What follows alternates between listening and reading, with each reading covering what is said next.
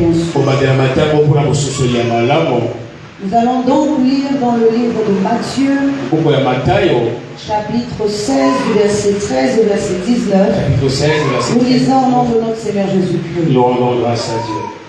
Jésus étant arrivé dans le territoire de Césarée de Philippe, demanda à ses disciples, qui dit-on que je suis, moi, le Fils de l'homme? Ils répondirent, les uns disent que tu es Jean-Baptiste, les autres Élie, les autres Jérémie ou l'un des prophètes. Et vous, leur dit-il, qui dites-vous que je suis? Simon-Pierre répondit, tu es le Christ, le Fils du Dieu vivant. Jésus reprenant la parole, lui dit, tu es heureux Simon, fils de Jonas, car ce ne sont pas la chair et le sang qui t'ont révélé cela, mais c'est mon Père qui est dans les cieux. Et moi je te dis que tu es Pierre, et que sur cette pierre je bâtirai mon église, et que les portes du séjour des morts ne prévaudront point contre elle. Je te donnerai les clés du royaume des cieux.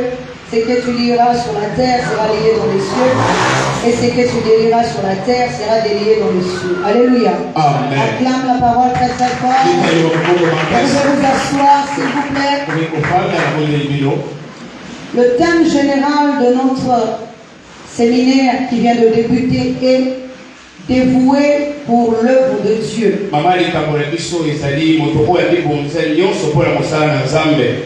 Dévoué pour l'œuvre de Dieu. Mon sous-thème de ce soir, un cœur dévoué. J'aimerais que tu répètes après moi, un cœur dévoué. Un cœur dévoué. Alléluia. Amen. Alors, avant que je ne rentre réellement dans le vif de mon sujet, je voudrais d'abord t'expliquer quelque chose. Que la Bible nous dit que nous avons un être intérieur et un être extérieur.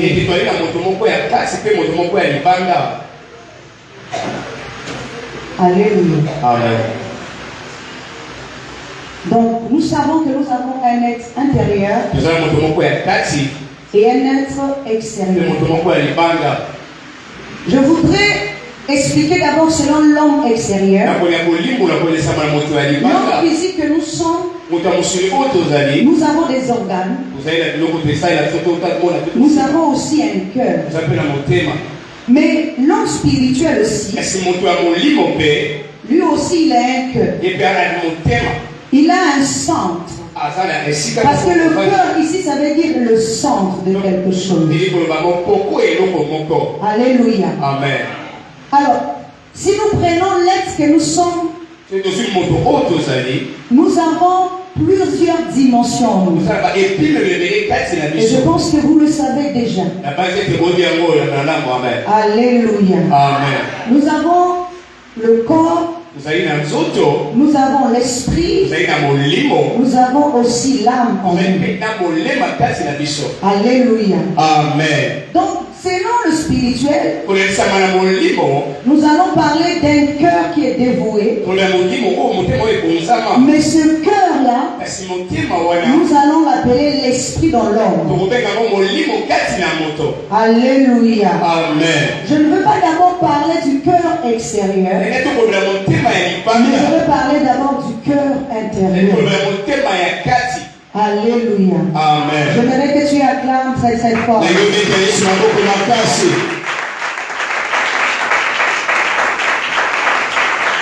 Pour voir cela, nous allons commencer à nous poser quelques questions.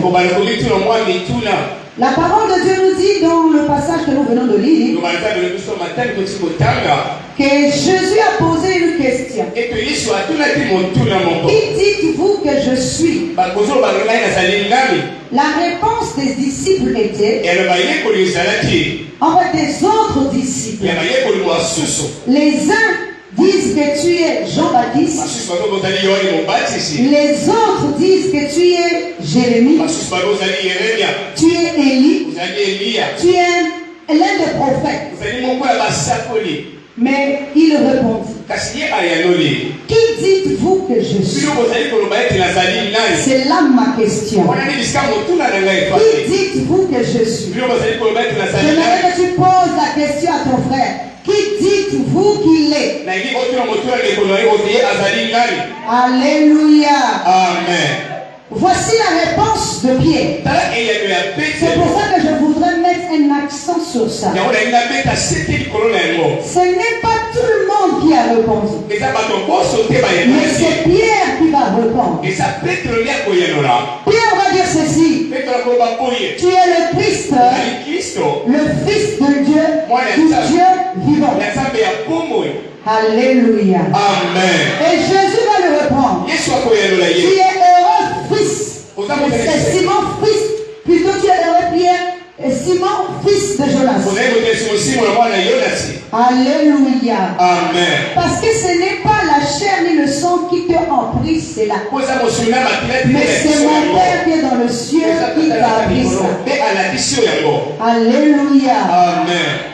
C'est là ma question. À quel moment Dieu avait-il enseigné à Pierre, puisque Jésus était en train d'enseigner tout le monde? Dieu n'a pas enseigné Pierre en privé pour qu'on dise qu'il enseignait Pierre en privé. Jésus enseignait tout le monde. Alléluia. Amen. Mais par rapport à la question de Jésus, Pierre s'est distingué. Pierre a démontré qu'il n'était pas comme les autres. Il avait reçu un enseignement particulier. Cet enseignement n'était pas un enseignement extérieur, mais cet enseignement était un enseignement intérieur. Alléluia. Amen. C'est pour ça que nous allons comprendre dans la vie. Il y a ceux qui reçoivent l'enseignement extérieur et il y a ceux qui reçoivent l'enseignement intérieur. Alléluia. Dis encore Amen. Il y a ceux qui reçoivent l'enseignement extérieur, mais il y a ceux qui reçoivent l'enseignement intérieur. Amen. Parce qu'au-dedans de nous, nous avons un meilleur enseignant. Nous avons l'enseignant par excellence. Alléluia. Celui-là, lorsqu'il t'enseigne, alléluia, il va te distinguer de tous les autres. Alléluia.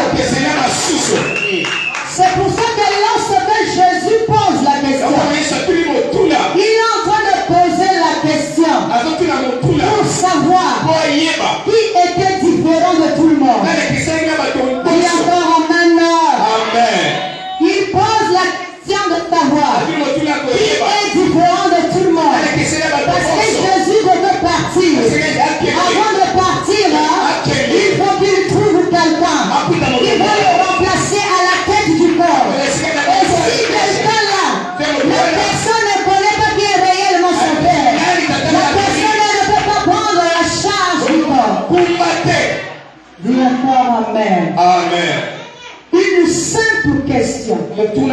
Qui dites-vous que je suis? Pendant que tout le monde se pose des questions, les uns disent ceci, les autres disent cela.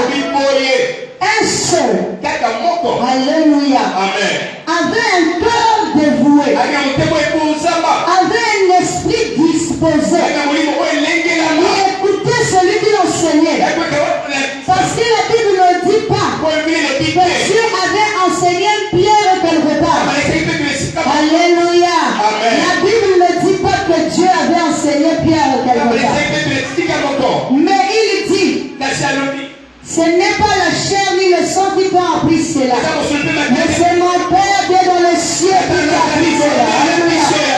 Alléluia. Et nous savons, Dieu n'habite pas dans les maisons faites de main. Mais Dieu habite dans le corps de l'homme. Il a dit que ne savez-vous pas que votre corps est le temple de Dieu qui habite en vous. Si Dieu habite en nous, c'est que Dieu nous enseigne. Alors, je pense que tu n'as pas compris. Si Dieu habite en nous, c'est que Dieu nous enseigne. De quelle manière notre cœur à l'intérieur est disposé à recevoir l'enseignement de Dieu. Alléluia. On ne lègue pas l'héritage à celui qui n'incarne pas la lumière. On lègue l'héritage à celui qui incarne la lumière. La lumière ici, ce n'est pas cette lumière physique. La lumière ici, c'est la connaissance de Dieu. C'est pour ça que Jésus pouvait dire, je suis la lumière du monde. Il n'est pas une lumière physique. Il éclaire l'homme physique. Mais il est une lumière qui éclaire l'homme intérieur. Qui éclaire l'homme esprit. L'homme spirituel. Alléluia. Il est la lumière du monde. Cette lumière peut s'éteindre. Cette lumière va passer. Mais la véritable lumière, la lumière de la connaissance n'est pas fréquente. Le jour où tu partiras dans ta tombe, tu n'iras pas avec cette lumière. Le jour où tu partiras dans ta tombe, tu auras la véritable lumière au nom de Dieu. C'est la lumière véritable. C'est la connaissance de Dieu. Alléluia. Seul un cœur dévoué peut recevoir la lumière. Alléluia. J'aime bien la question de Jésus. Vous savez que pour voir un cœur dévoué, une conscience distinguée, parce que pour être un cœur dévoué, il faut d'abord être une conscience distinguée. Pour être un cœur dévoué, il faut être une conscience distinguée. Il est dit dans la parole de Dieu que le Créateur est votre époux. Mais l'époux ici, qui est Dieu, n'épouse pas le corps, mais il épouse ta conscience. Alléluia. Si ta conscience n'est pas disposée, si ta conscience ne peut pas recevoir, même lorsque je suis en train de te parler ici, si ta conscience n'est pas disposée, elle ne va jamais capter quelque chose. Elle ne va pas recevoir la lumière qui est en train de luire dans son esprit. Alléluia.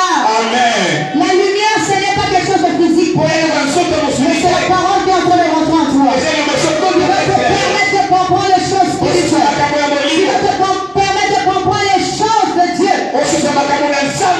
Alléluia. La conscience doit épouser Dieu.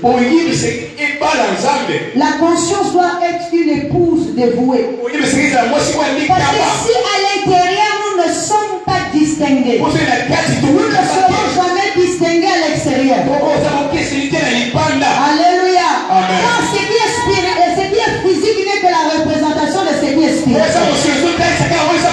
C'est pour ça que Dieu pouvait dire à Moïse, aie soin de reproduire ce que tu as vu. Or, il y a une différence entre ce que Moïse va faire et ce qu'il a vu dans le ciel. Ce que Moïse va faire n'est qu'une représentation de ce qu'il a vu dans sa vision. C'est deux choses différentes. L'homme terrestre n'est qu'une représentation de l'homme spirituel. Alléluia, acclame le Seigneur.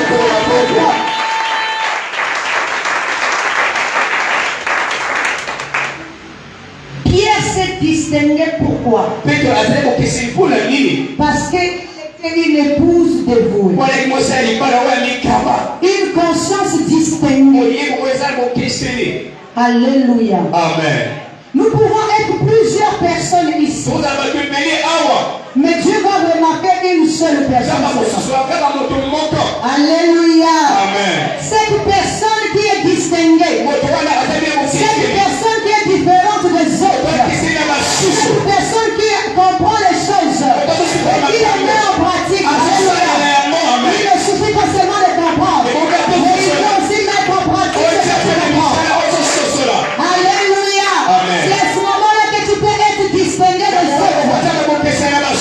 Amen.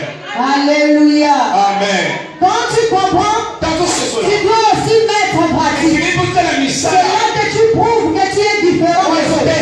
C'est pour ça qu'on nous dit, ne vous voulez pas seulement écouter. Alléluia. Nous écoutons, mais nous sommes incapables de mettre en pratique. Comment l'œuvre de Dieu, même physiquement, va avancer? Comment l'œuvre de Dieu, même spirituellement, va avancer? Toi-même, tu es une œuvre de Dieu. Alléluia.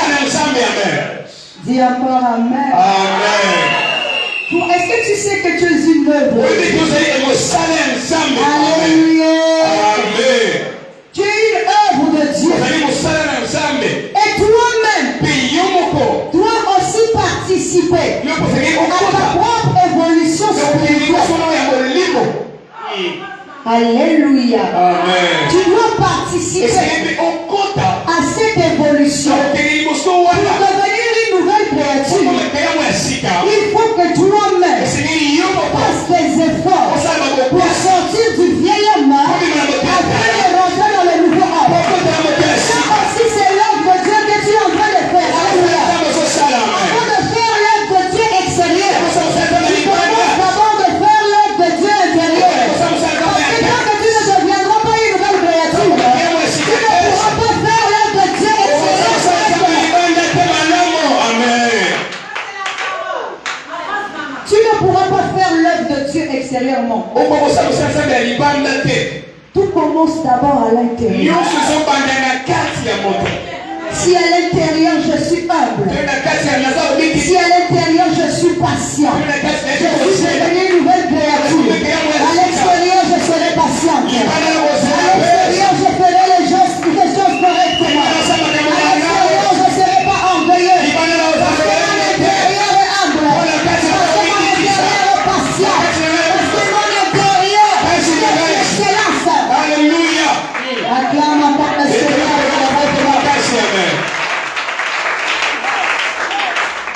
Voici ce que la parole de Dieu nous dit. Paul dit, je cours vers un but. Le but de Paul n'était pas le matériel. Le but de Paul, ce n'était pas les maisons, les voitures. Ce n'était pas les voyages. Mais le but de Paul était d'atteindre la perfection. Alléluia. Le but de Paul était d'atteindre la perfection. Or, la perfection ici, c'est la stature parfaite de Christ. Alléluia. Lorsqu'il atteint la perfection, il pouvait dire, ce n'est plus moi qui vis, mais c'est le Christ qui vit en moi. Alléluia. Parce qu'il avait atteint la perfection. Il avait disparu. Christ n'avait plus possession du corps. Christ n'avait plus possession du corps. Paul avait disparu. Par le nouveau soin. Ce n'est pas moi ancien, mais c'est le Christ en moi. Alléluia. Christ n'est pas orgueilleux. Christ n'est pas envieux. Christ n'est pas querelleur. Il apporte la paix. Il est humble. Il cherche le bonheur de tous. Il cherche d'abord sa propre bonheur. Il cherche le bonheur des autres. Alléluia. Alors, si tu deviens une nouvelle créature, il faut qu'on voie Christ en toi. Parce que dire que je suis fils de Dieu, ce n'est pas un slogan. Beaucoup de gens disent je suis fils de Dieu. Est-ce que tu sais que veut dire fils de Dieu? Alléluia. Fils de Dieu ne veut pas dire venir à l'église de Dieu.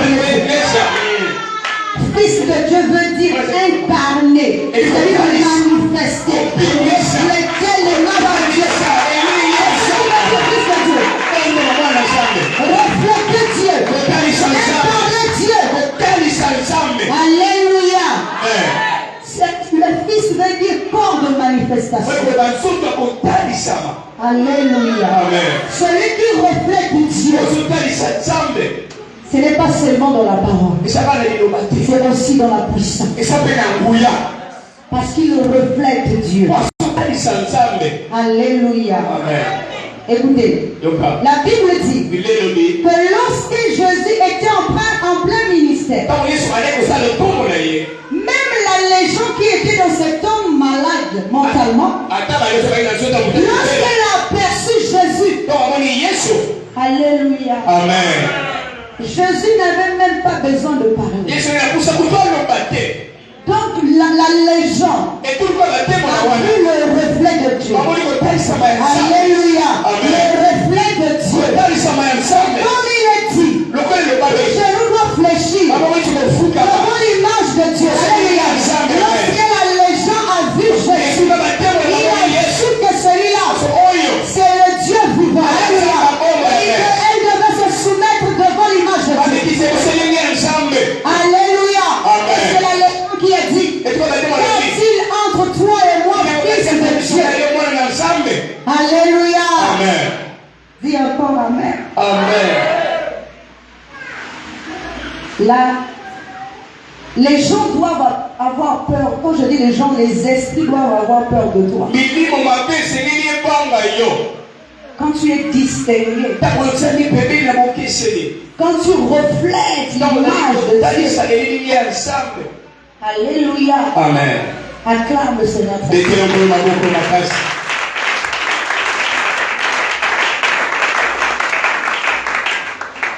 Pierre s'est distingué.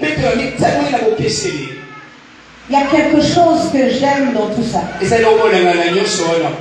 C'est la distinction de Pierre qui fera que Jésus puisse mettre un sceau sur lui. Alléluia. Amen. Jésus m'a dit, tu es Pierre. Sur cette pierre, je bâtirai ma maison. Alléluia. Alléluia. Amen. La maison n'est pas encore bâtie. Mais il a dit, c'est une promesse. Tu es Pierre. Sur cette pierre, je bâtirai ma maison. Alléluia. Ce qui veut dire qu'il a mis un sceau. Il a mis un signe sur Pierre. Aucune personne, aucun esprit ne peut toucher Pierre. Alléluia. Parce qu'il a dit même le séjour de mort. Le séjour de mort ne prévaudra point contre toi. Alléluia. C'est que même la mort ne le prévaudra jamais. Ne le prévaudra jamais de la mort. Parce qu'il est un esprit vivant. Alléluia. Amen. Est-ce que vous savez que quelqu'un qui a la lumière est un esprit vivant? Dis encore Amen. Celui qui n'a pas de connaissance est un esprit mort. Je ne parle pas de mort physique, mais je parle de mort spirituelle. Voici ce que la parole de Dieu dit. Que Dieu est le Dieu d'Abraham, le Dieu de Jacob, le Dieu d'Isaac et de Jacob. Alléluia. Mais la parole dit encore que Dieu n'est pas le Dieu de mort. Si il est le Dieu d'Abraham, le Dieu d'Isaac et de Jacob, c'est que les trois sont encore vivants. Alléluia. Alléluia. Amen. Or, les trois représentent seulement les dimensions de l'homme. Le corps, l'âme et l'esprit. Tant que tu es vivant. Alléluia. Amen. Si tu as la connaissance, aucun esprit ne pourra t'atteindre. Aucun esprit ne pourra te distraire. Parce que tu as la connaissance de Dieu.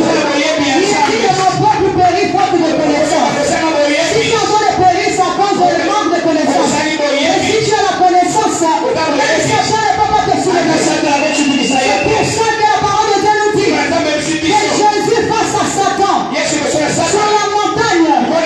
Ce n'est pas n'importe qui a amené Jésus là-bas. Mais il est dit que l'Esprit de Dieu a amené Jésus sur la montagne afin d'être tenté par Satan. Dis encore Amen. Amen. Est-ce que vous croyez que Satan ne savait pas qui il était en train d'aller tenter?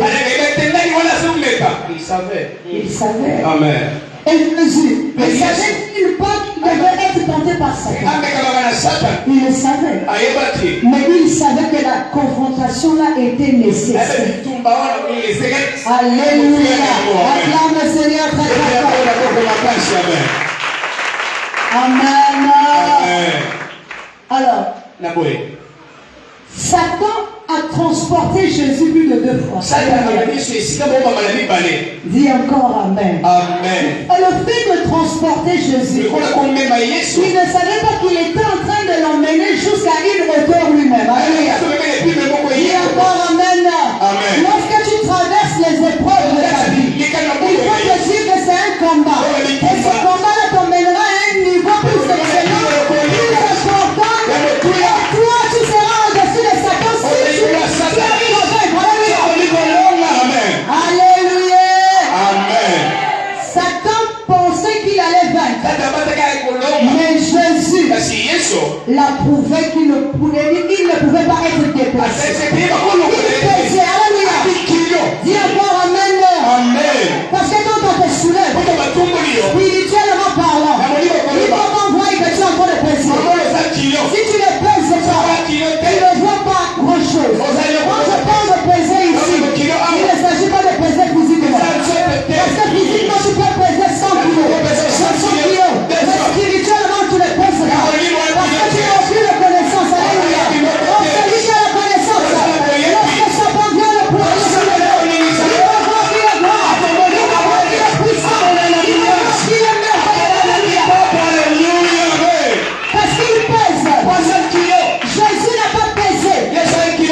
Parce qu'il avait du matériel. Parce qu'il avait des biens. Et parce qu'il avait la connaissance.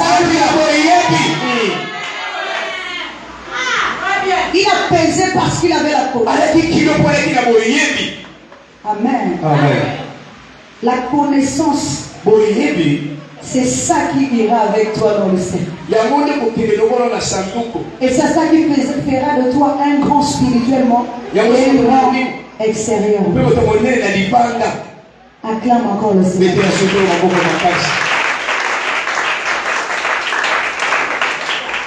Tu es Pierre, je bâtirai ma maison. La maison, c'est toi et moi. Pour que le Seigneur vienne habiter en toi, il faut qu'il trouve que tu es un corps de lumière. Alléluia. Amen. Car la lumière ne peut pas habiter dans un corps obscur, dans un corps de ténèbres, dans un corps ignorant. La lumière habite dans un corps de lumière, dans un corps éclairé, dans un corps de connaissance. C'est pour ça que Jésus voulait voir parmi ses disciples qui était déjà un corps de lumière. Dis encore Amen. La lumière, c'est ce que Paul et Pierre a dégagé. Il a dégagé la lumière. Il a prouvé qu'il était un cœur dévoué, un cœur distingué, un corps différent des autres. Alléluia. Amen. Écoutez, voici ce que Jésus dit encore. Il dit ceci. Non seulement ce que tu délieras en bas sera délié en haut. Ce que tu lieras en bas sera aussi lié en haut. Alléluia. Amen. Amen. Il lui a donné le pouvoir. En bas. Amen. Amen. Il lui a donné le pouvoir de tout délier en bas et de tout lier en bas. Ce qui lui, il déliera en bas, c'est ce qui sera délié aussi en haut. Ce qui liera en bas, c'est ce qui sera aussi lié en haut. Alléluia. Pourquoi? Parce qu'il était un corps différent. Parce qu'il était un corps de lumière. Alléluia. Et Dieu lui a donné le pouvoir de tout lier en bas, de tout délier en bas. Il devait représenter le Seigneur. Il devait être un corps de lumière. Alléluia. Amen. Je vais prendre encore un autre exemple. Nous sommes tous le corps de Christ. Alléluia. Amen. Tous nous sommes membres de son corps. Et nous savons que lui-même, il est la tête. Mais si lui-même est la tête, et que la tête doit partir, la tête doit remplacer une autre tête sur ce corps. Alléluia. Amen. Oui. Écoutez encore quelque chose. Voici ce que Jésus dit à Pierre. Pierre, il dit à Pierre, Satan vous a réclamé. Il vous a criblé comme du froment. Mais moi, j'ai prié pour toi. Afin que lorsque tu seras converti, tu affermisses tes frères. Là aussi, il y a un problème. Pourquoi? C'est qu'un d'entre eux nous explique. C'est comme c'est pendant tout le temps qu'ils étaient avec Jésus. Donc ils n'étaient pas encore convertis. Alléluia. Amen. Mais ce n'est pas à tous les disciples que Jésus a dit ça. Mais Jésus a dit ça à Pierre. C'est à Pierre qu'il a dit. Lorsque tu seras converti, tu affermiras les autres. Ça veut dire quoi? Il met Pierre à la tête de ce troupeau. Pour que Pierre puisse affermir les autres.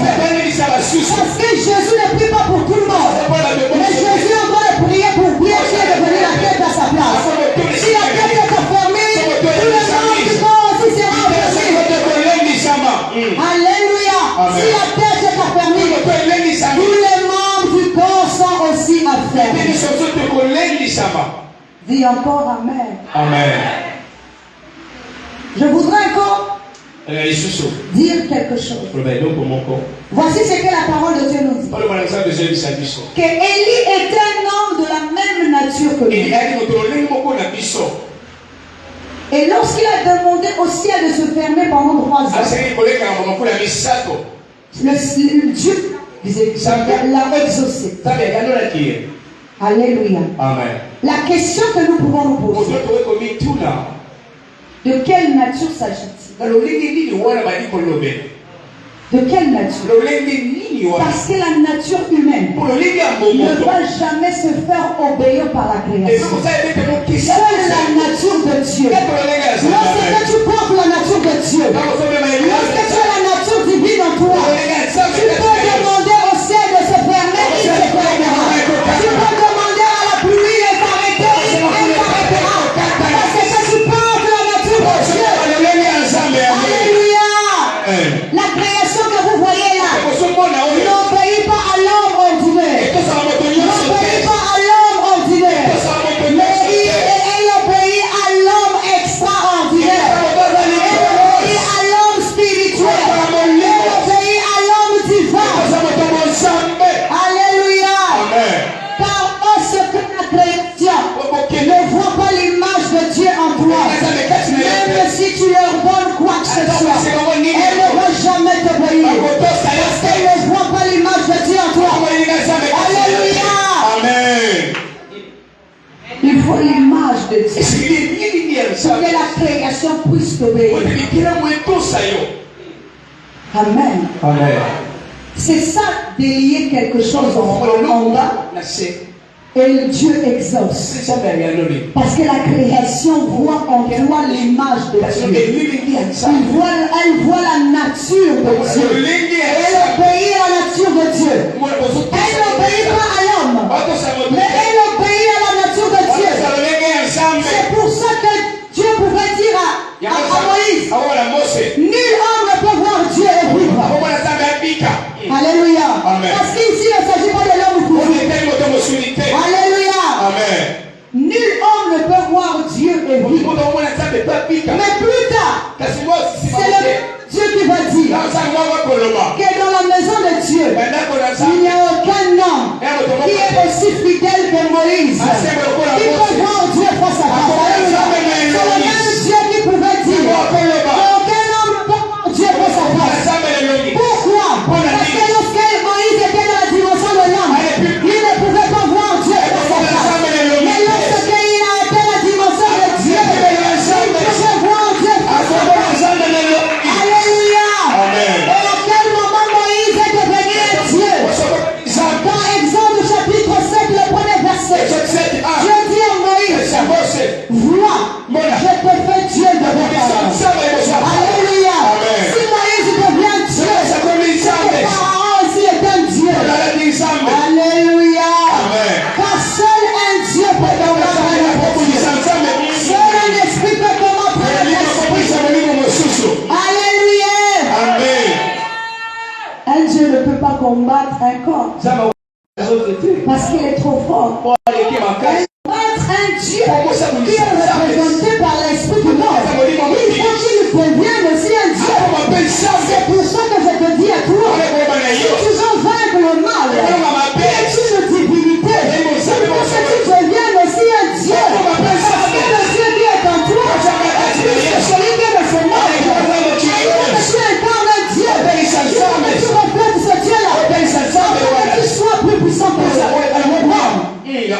mokili. Alléluia. Amen.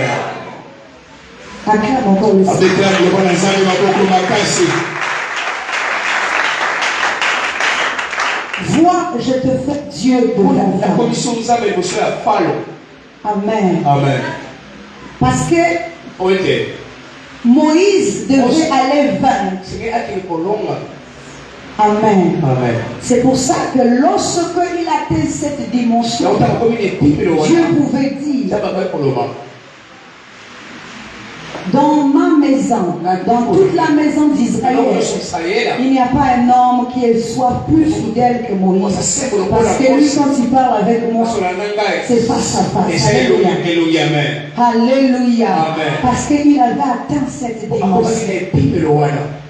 Amen. Amen. Et s'il atteint cette dimension, tout doit fléchir. Je vais dire à quelqu'un, si tu as un cœur dévoué, je te montre tout ce qui est caché. Ce n'est pas pour faire du mal à l'autre. Alléluia. Alléluia. Beaucoup d'entre nous, tout ce que nous demandons dans nos prières, montre-moi l'âme de l'autre. Qui il est. Bon, qu'est-ce que tu en as même à foutre de l'autre? Alléluia. Amen. Que tu saches qui est, qui n'est pas. Toi, ton problème, c'est d'avancer. Toi, ton problème, c'est d'atteindre la perfection. Toi, ton problème, c'est d'avancer. Peu importe celui qui est à côté de toi, il ne peut pas le faire. Alléluia. Mais toi, tu as pas d'avancer. Si Paul voyait seulement ce qu'on lui faisait, Paul n'allait pas avancer. Alléluia. Dis encore Amen. Écoute ce que Paul dit. Les souffrances d'aujourd'hui ne seront égalées à la gloire à venir. Alléluia. Parce que Paul ne voyait pas ce qui se passait autour de lui maintenant. Paul voyait la gloire à venir. Il ne voyait pas avec les yeux du corps, mais il voyait avec les yeux de l'esprit. Et c'est pour ça que il voyait la gloire à venir, il ne s'arrêtait pas aux souffrances d'aujourd'hui. Alléluia. La gloire à venir est plus importante que les souffrances d'aujourd'hui. Quand tu t'arrêtes sous les souffrances d'aujourd'hui, la gloire à venir. La gloire à venir est plus importante. Acclame le Seigneur. La gloire à venir est plus importante. Voici un cœur dévoué. Voici un esprit distingué. Il ne s'arrête pas sur ce que les autres disent. Alléluia. Sur ce que les autres font. Il a un objectif. Mon objectif, c'est d'arriver là-bas. Si les autres ne voient pas ça, moi je suis en train de voir. Alléluia. Alléluia. Paul dit encore que tous ceux qui sont en train de courir, ils sont en train de courir dans le but de remporter. Alléluia. Nous ne courons pas physiquement, mais nous courons spirituellement. Pendant que toi tu perds du temps à remarquer ce qui se passe à côté de toi, qui est le sorcier de ta famille, pourquoi il m'a fait du mal, pourquoi il m'a fait comme ça. Moi je suis en train d'avancer parce que je vois la gloire à venir. Sur ce que les autres font, je suis en train de voir la gloire à venir. Parce que nous tous nous sommes en train de courir. Si tu cours avec moi et que tu as un retard, c'est ton problème. Moi parce que je suis en train de courir, c'est dans le but d'arriver à la première. C'est dans le but d'arriver à la première. Je ne cours pas parce que. Est-ce que vous avez déjà vu quelqu'un qui court attend les autres pour dire alors? On ne court pas avec les autres. On court, on démarre avec les autres. Mais on n'attend pas les autres. On démarre. Lorsqu'on dit Abouma, prêt, partez. Quand vous êtes là, vous êtes dans la même rangée. Alléluia. Lorsque tu commences à courir, tu me regardes plus derrière. Qui est devant derrière moi? À quelle distance il est avec moi? Alléluia. Tu vois ton objectif. Ton but est d'arriver à la ligne. Ton but est d'atteindre la ligne d'arrivée. Ton but est d'avoir la victoire.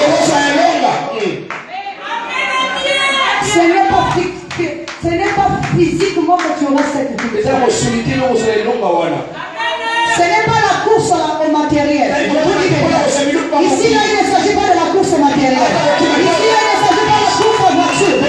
Ici, là, il ne s'agit pas de la course de qui est plus puissant ou qui est plus fort.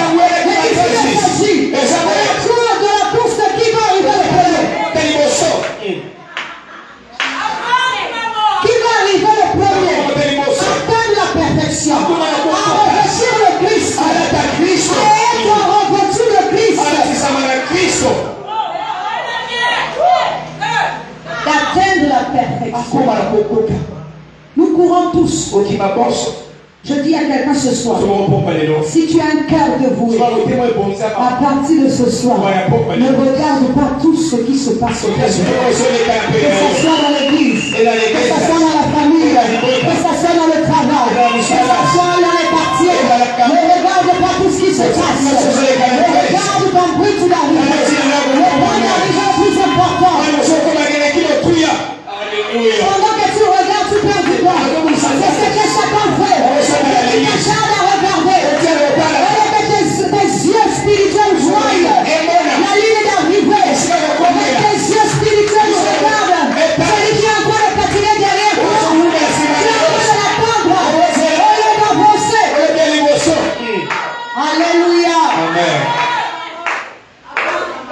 Vous savez, le jour où j'ai lu ce passage, je me suis dit, Paul court vers le but d'atteindre, c'est-à-dire de remporter le prix. J'ai dit, moi aussi je dois courir. Alléluia. Moi aussi je dois remporter le prix. Donc lui ne sera pas le premier. Moi aussi je dois être le premier. Alléluia. Dis encore Amen. Parce qu'il est écrit que le royaume des cieux appartient à ceux qui sont violents. Alléluia. A décidé de courir pour atteindre le prix. Moi aussi je dois courir. Parce que je vais dépasser Paul. Alléluia. Je vais rentrer aussi dans ce royaume-là. Je dois aussi avoir ce prix-là. Alléluia. Et si nous sommes 10 000 à avoir ce prix, nous tous nous sommes toujours le premier. Acclame pour le Seigneur. Vous savez pourquoi? Parce que nous tous sommes formés d'un seul corps. Le corps de Christ. Alléluia. Acclame encore le Seigneur. Il est dit encore à Pierre, je te donnerai les clés du royaume. Ça, est-ce qu'on donne les clés du royaume? Est-ce que c'est un royaume physique? Alléluia. Ici, nous n'allons pas parler d'un royaume physique. Nous n'allons pas parler d'un royaume comme le royaume d'Angleterre, où maintenant Charles est assis sur son trône. Nous allons parler du royaume de Dieu comme la compréhension, la bonne compréhension des choses. Parce que Jésus, lorsqu'il était en plein ministère, lorsqu'on lui a posé la question, montre-nous où se trouve le royaume. Il a dit plusieurs choses dans le royaume. Le royaume est au milieu de vous. Il a dit encore, le royaume de Dieu ne vient pas de manière à frapper l'œil, mais le royaume de Dieu est déjà au milieu de vous. Alléluia. Donc ce n'est pas un royaume physique. Alléluia. Alléluia. Dis encore Amen. C'est la bonne compréhension. Écoutez encore, il est dit, Dieu fera de vous que tu as fait d'eux un royaume. J'aime bien ce passage. Parce que beaucoup de gens, quand ils parlent de ça, ils disent Dieu a fait de nous un royaume de sacrificateurs. Non. Dieu a fait de nous un royaume, virgule, des sacrificateurs. Alléluia. Un royaume, virgule, des sacrificateurs. Ça veut dire que nous tous ici, lorsque nous sommes dans la bonne compréhension, nous devenons un seul et même corps. Si nous sommes un seul et même corps, nous sommes un seul et même royaume. Alléluia. Alléluia. Mais nous devenons par contre plusieurs sacrificateurs. Parce que chacun est sacrificateur dans son propre monde. Alléluia. Dis encore Amen. Amen. Chacun est sacrificateur dans son propre corps. Je ne peux pas être sacrificateur dans le corps de quelqu'un d'autre. Je suis le sacrificateur de mon corps. Alléluia. C'est pour ça que Dieu fait de nous des sacrificateurs. Chacun de nous doit rendre un culte agréable devant lui. Alléluia. Le corps de l'homme est temple de Dieu. Et donc aussi le cœur qui doit rendre un culte agréable à Dieu. Il est un sacrificateur parce qu'il est dévoué. Pourrais-je enlever la paille qui se trouve dans l'œil de l'autre si je ne vois pas d'abord la poutre qui est dans mon œil? Il faut que je commence par moi-même. Je dois d'abord m'enseigner moi-même. Alléluia. Je dois devant mon Seigneur moi-même. Je dois être un sacrificateur dans mon propre corps. Dans mon propre temple. Voici ce que Paul dit. Je tiens à assujettir mon corps. Alléluia. Il ne tient pas à assujettir le corps de quelqu'un. Mais il tient à assujettir son propre corps. Alléluia. Si tu veux réussir dans la vie, commence par assujettir ton propre corps. Commence par briller par ton propre corps. Commence par être un sacrificateur dans ton propre vie. Commence par être un sacrificateur dans ton propre corps. Alléluia. Discipline ton corps. Discipline ton âme. Discipline ton esprit. Tu dois discipliner toutes tes actions. Alléluia. Tu dois te discipliner dans tout. C'est 1 Thessaloniciens 5, 23 qui dit que nous devons sanctifier notre corps, notre âme et notre esprit. Alléluia. Afin que nous soyons trouvés irrépréhensibles lors de l'avènement de Jésus. Or, beaucoup de gens sanctifient le corps. Ils ne sanctifient pas l'esprit. Je vais t'expliquer. Acclame le Seigneur. Aujourd'hui, dans mon corps, je peux. Hier, j'allais en boîte, je faisais tout, j'allais chez les féticheurs, je faisais toutes ces choses. Alors, j'ai décidé de sanctifier mon corps. Je ne suis plus adultère. Je ne suis plus impudique. Je ne suis plus menteur. Je ne suis plus vengeur. Je ne vais plus chez les féticheurs.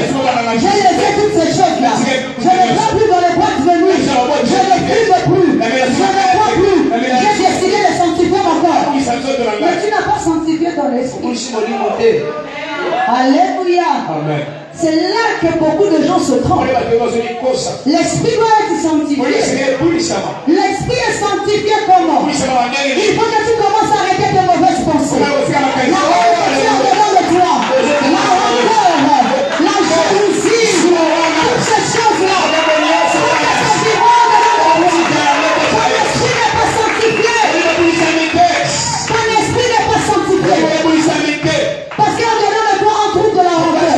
Au-dedans de toi, on trouve de la haine. Au-dedans de toi, on trouve de la colère. On trouve de la jalousie. Alléluia. Toutes ces choses-là, il faut les sortir. Il faut les sortir. Pour que ton esprit aussi soit sanctifié. Ton esprit doit être sanctifié.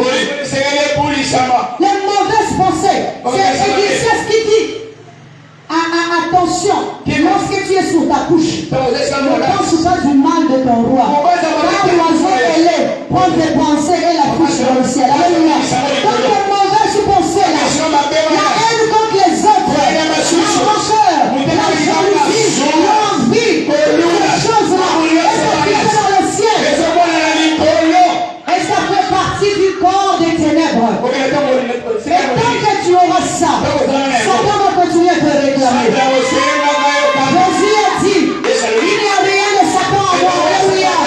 Quand il n'y a rien de Satan en toi, c'est que la haine n'est pas en toi. C'est que la colère n'est pas en toi. La jalousie n'est pas là. Les malheurs ne sont pas là. L'orgueil n'est pas là.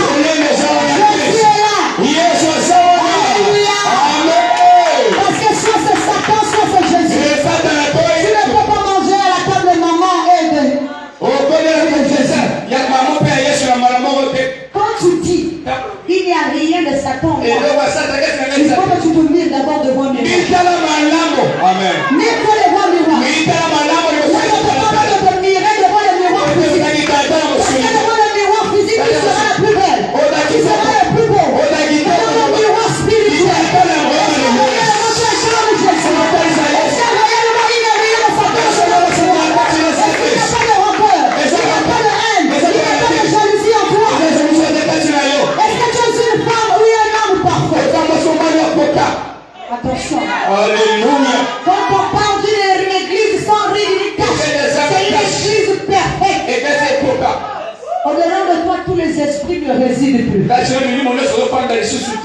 Troisièmement, tu dois sanctifier ton âme. Mais l'âme n'est pas sanctifiée de la même manière que les autres. Parce que il est dit que mon peuple périt faute de connaissance. Donc l'âme n'est pas sanctifiée de la même manière. C'est l'âme qui est à l'obscurité. Si l'âme est obscure, c'est tout ton être qui est obscur. C'est pour ça que la parole de Dieu nous dit, Père, sanctifie-les par ta vérité, car ta parole est la vérité. Alléluia. Seule la vérité, seule la parole peut sanctifier l'âme. Alléluia. Alléluia. Seule la parole peut sanctifier une âme. Car vous connaîtrez la vérité. Et la vérité vous affranchira. La vérité ne franchit pas le corps. Mais la vérité va franchir ton âme qui est prisonnière de l'état. La vérité va franchir ton âme. Si je dis quelque part. C'est pour ça que Pierre pouvait dire, Paul plutôt, nous devenons esclaves de ce qui a triomphé de nous. Dieu triomphe de nous. Nous sommes esclaves de l'ignorance. Nous sommes esclaves. Alléluia. Amen. De ce qui a triomphé de nous. Sanctifie ton âme. Sanctifie ton esprit. Sanctifie aussi ton corps. Lorsque Jésus donne les clés, il peut aussi te donner ses clés. Si tu incarnes l'image de Jésus, ce que tu déliras en bas sera délié en haut. Ce que tu liras en bas sera lié en haut. Parce que tu es un cœur de bouée. Alléluia. Amen. Amen. Pour finir, voici ce que la parole de Dieu nous dit. Porte et levez vos lèvres. Que le roi des rois fasse son entrée. Je voudrais dire à quelqu'un, lorsque tu portes l'image de Jésus, toutes les portes, que ce soit les portes physiques, que ce soit les portes spirituelles, doivent s'élever. Quand je dis de s'élever ici, parce qu'ils voient la grandeur de Jésus en moi. Je suis un petit, je suis père, je suis grand, alléluia. Lorsque la porte voit Jésus, si elle était petite, elle doit s'élargir. Elle doit donner de l'espace. Afin que le roi des rois fasse son entrée. Afin que le roi des rois fasse son entrée. Alors je vais dire à quelqu'un, avant d'abord d'accuser les autres, commence d'abord par te voir. Parce que plusieurs nous péchons.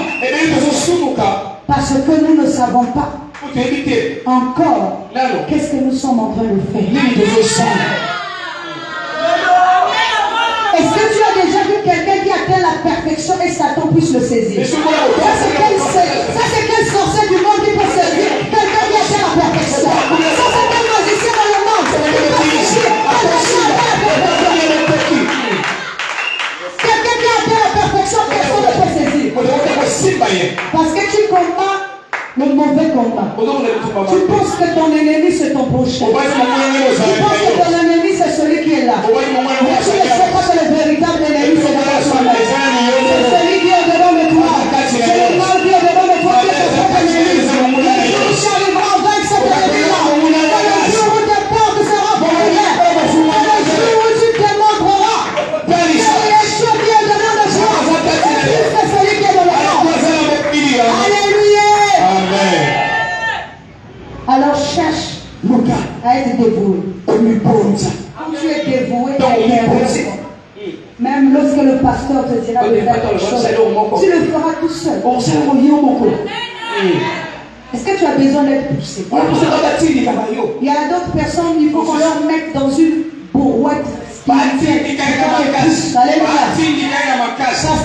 ne sont pas encore sacrificateurs. Parce que lorsque nous sommes dévoués à l'intérieur, ce qui est à l'extérieur devient facile.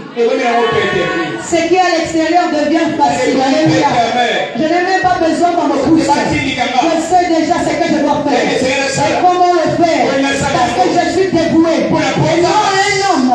Mais je suis dévoué à un Dieu. Alléluia. Je suis dévoué à un Dieu. Amen. Alléluia. Amen. Que la parole de Dieu trouve place à nous.